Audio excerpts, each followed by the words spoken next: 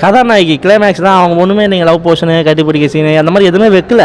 அவங்க வந்து கதை வந்து வேறு மாதிரி கொண்டு போயிட்டாங்க. கிளைமேக்ஸில் தான் கொஞ்சம் ஹீரோயின்ன்றது அவங்க நான் கடைசியாக தான் நான் கேதர் பண்ணுவோம் இவங்க தான் ஹீரோயின் போல் அப்படின்ட்டு.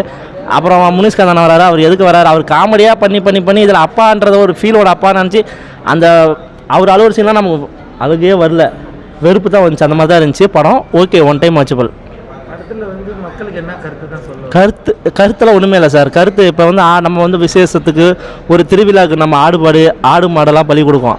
சாரி, மாடு கூட கொடுக்க மாட்டோம், கோழி ஆடு தான் பலி கொடுப்போம். இவங்க ஒரு டிஃப்ரெண்ட்டுக்காக கொண்டு போய் மாடெல்லாம் கொடுத்து அந்த லாஸ்ட்டில் அவர் வளர்க்குற அந்த குழந்தையெல்லாம் கொடுத்து அதில் ஏதோ கதை அதான் சஸ்பென்ஸ். ஏன்னா சொல்லிட்டா நம்ம நல்லா இருக்காது பண்ணியிருக்காங்க. என்ன கொஞ்சம் கதையில் ஸ்க்ரீன் பிளேயில் கொஞ்சம் இன்வால்மெண்ட் பண்ணி கொஞ்சம் நல்லா ஒர்க் அவுட் பண்ணி தான் நல்லா தான் தோணுச்சு.